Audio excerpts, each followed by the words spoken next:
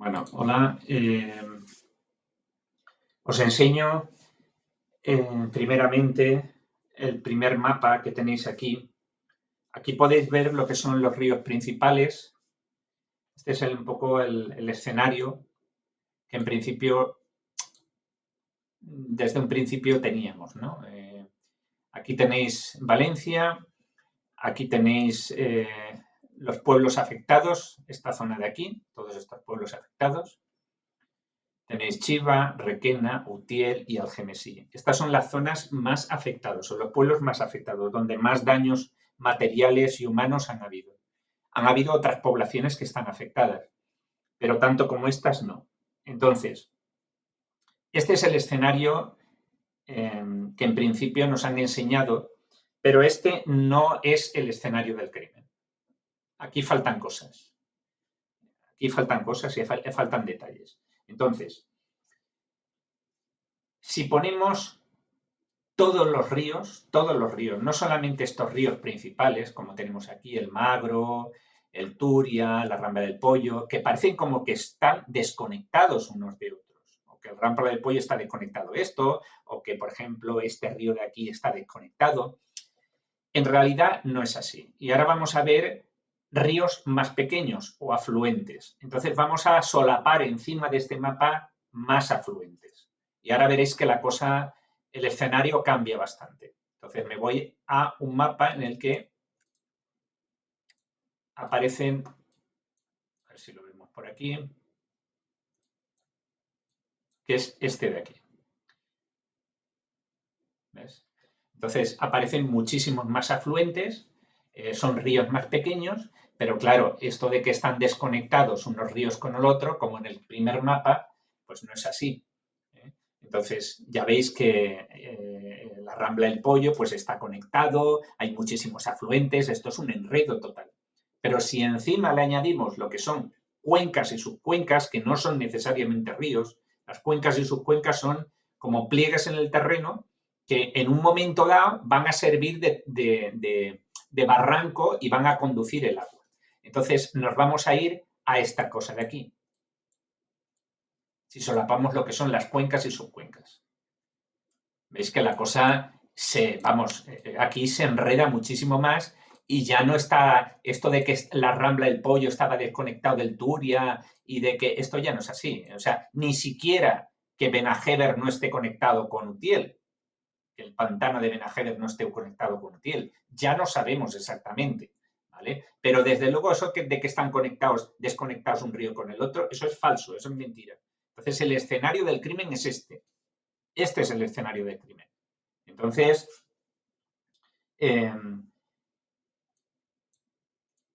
aquí lo que tenemos es, vamos a enseñar un mapa en el que fue lo que fue las lluvias del día 29 de octubre. Entonces tenéis ahí las precipitaciones acumuladas en un solo día. En la zona interior, que es aquí, justo en este punto, que es Chiva, cayeron más de 750 litros por metro cuadrado. Es una barbaridad de agua. Yo no lo voy a negar, ni aquí nadie niega que haya caído agua, porque ese día llovió muchísimo.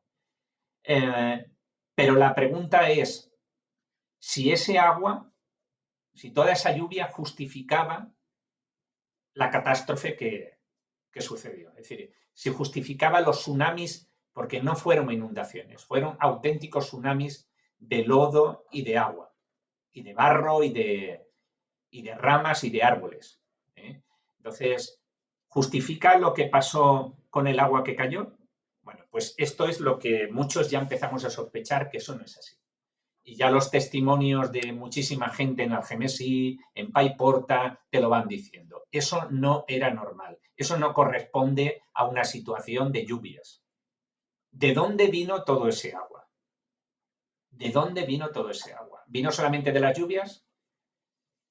Bueno, pues hay un candidato, si no vino todo de las lluvias, hay un candidato a todo esto, que son las presas. Habría que mirar las presas que estén cercanas a Valencia. Vamos a ver un poco lo que son las riadas en otros años. Voy a ir tirando para atrás, ¿veis?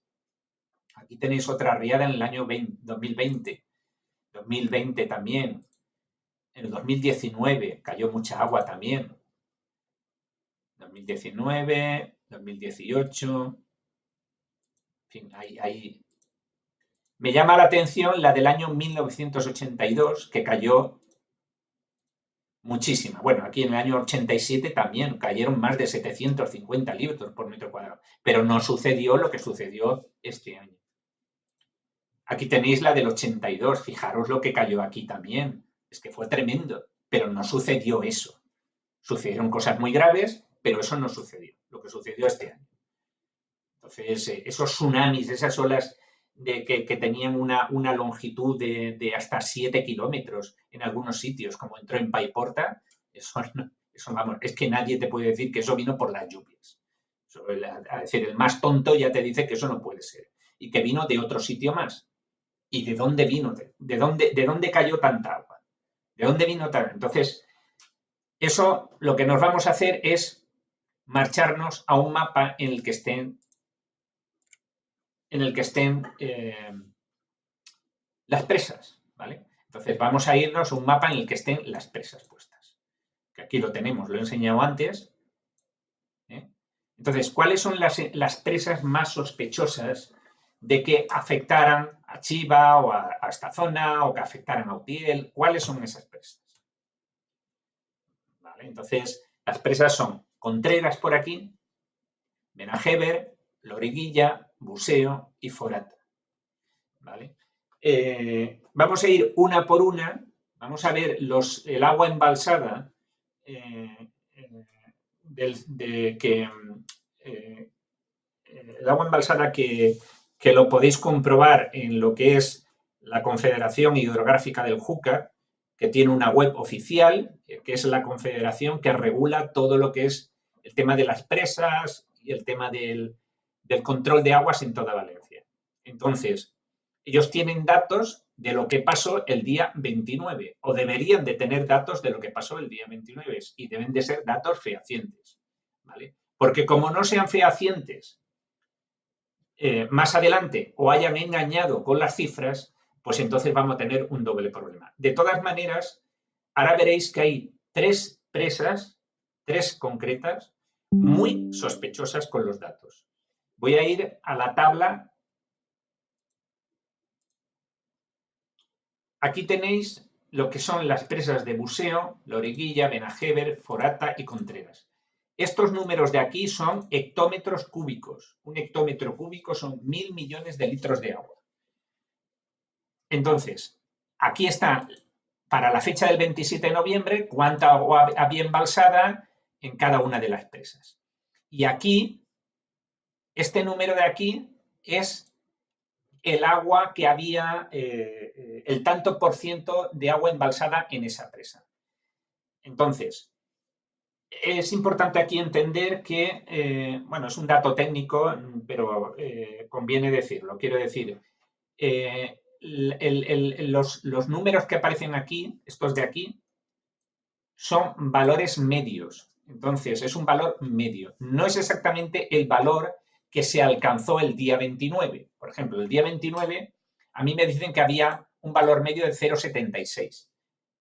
No podemos coger ese dato, perdón, para Buseo, pero no podemos coger ese dato para saber qué agua embalsada había el día 29 cuando sucedió la tragedia. Entonces, nos tenemos que ir al dato del día siguiente. El día siguiente, por ejemplo, el día 29, vamos a coger Forata, el día 29 el agua embalsada eran 35,80, no eran 5,29. Al ser un valor retardado hay que coger, para aproximarnos, hay que coger el del día siguiente. Entonces, 35,80 es lo que había el día 29. Ese mismo día, o al día siguiente, la presa había caído un 29,60. Es decir, se había aliviado, ese mismo día, el día 29, se habían aliviado la cantidad de 6,20 hectómetros cúbicos en Forata. En el momento en el que se produce el alivio, la presa tenía un 96% de agua embalsada.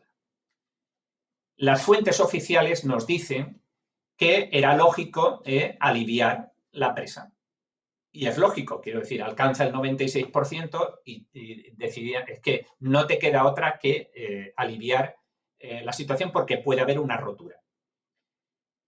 Y eso es correcto, ¿vale? Eso ahí no lo voy a negar. Aquí salen 6,20 hectómetros cúbicos.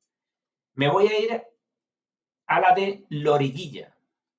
La de Loriguilla, el día 29 habían 37,84 litros hectómetros cúbicos embalsados. Eso representa en la presa el 52%. Al día siguiente, o ese mismo día, se alivian 2 hectómetros cúbicos, que los veis aquí.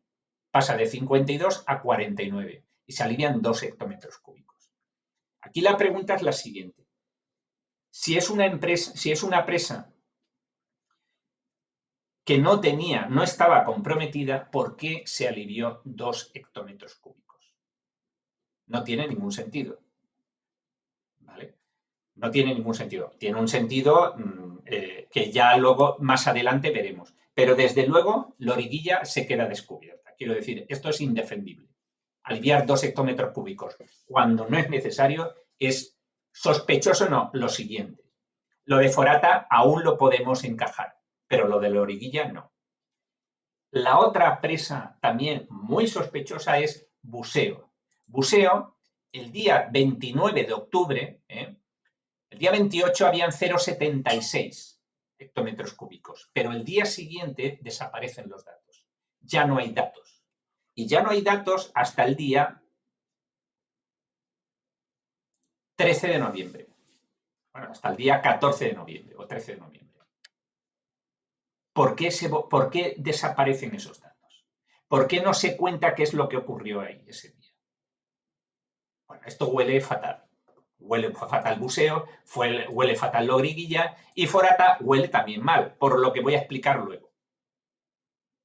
No por esto exactamente, pero ya lo explicaré más adelante. ¿Por qué Forata huele mal? No, muy mal. Porque ahí es donde realmente una de las cosas que sucedieron, bueno, ya lo contaré más adelante. Pero desde luego ya vemos que las presas aliviaron agua. ¿Cuánto aproximadamente? Como mínimo aliviaron 8,43 hectómetros cúbicos, que los tenéis ahí. 2 de Forata, 2 de Loriguilla y 6 de 6,20 de Forata. Eso es como mínimo, porque hay que tener en cuenta una cosa, las presas al mismo tiempo que pueden estar alcanzando un nivel máximo, también puede estar desaguando, también puede estar aliviando agua. Entonces, bueno, esto es importante. Entonces,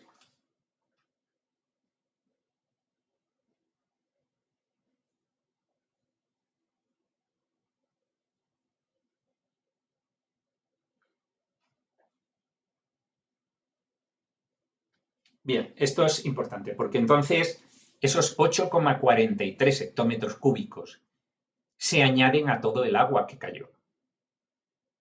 Y entonces pueden explicar mucho de la catástrofe. Entonces, esto es una cosa que se ha ocultado, no, se ha mirado hacia otro sitio, se ha estado mirando, se ha estado enfocando el problema solamente en lo que estaba pasando en ese momento en las zonas afectadas, pero no se estaba mirando aguas arriba. Y aguas arriba es la clave, porque de ahí vino el agua. Es decir, la forma de buscar esto es perseguir el rastro que ha ido dejando el agua desde donde ha llegado, ir tirando hacia arriba, ir a ver hacia dónde ha llegado o de dónde viene ese agua y ese lodo.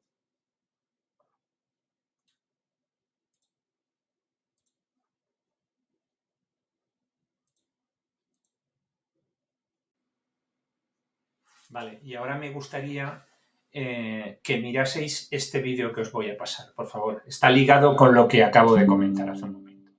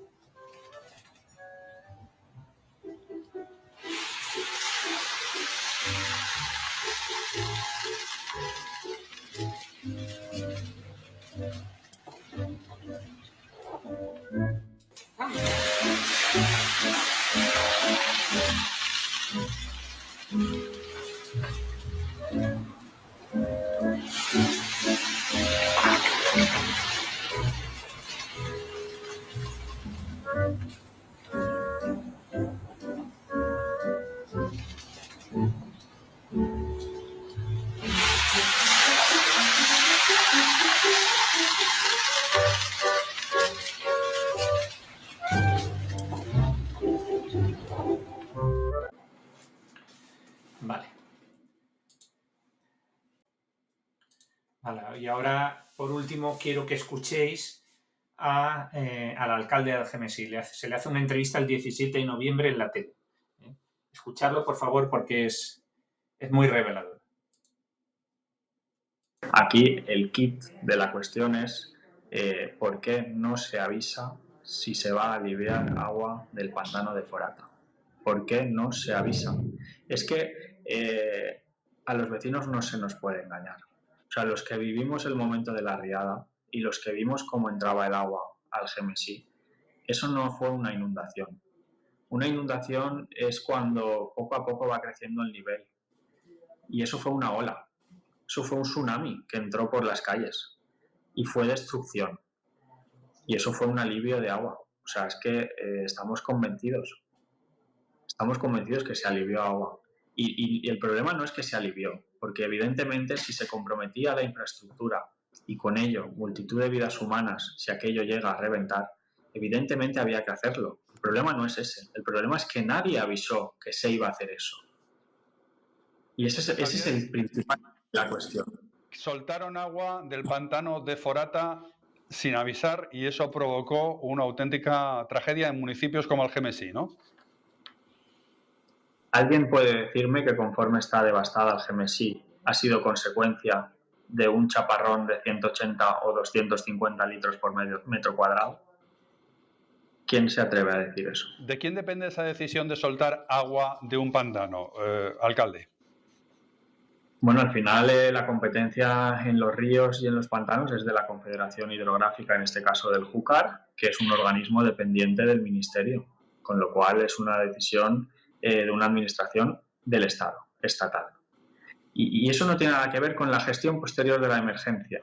Es decir, y yo estoy siendo crítico con todos en su justa medida. Pero para gestionar la emergencia, primero alguien tenía que haber avisado de la emergencia.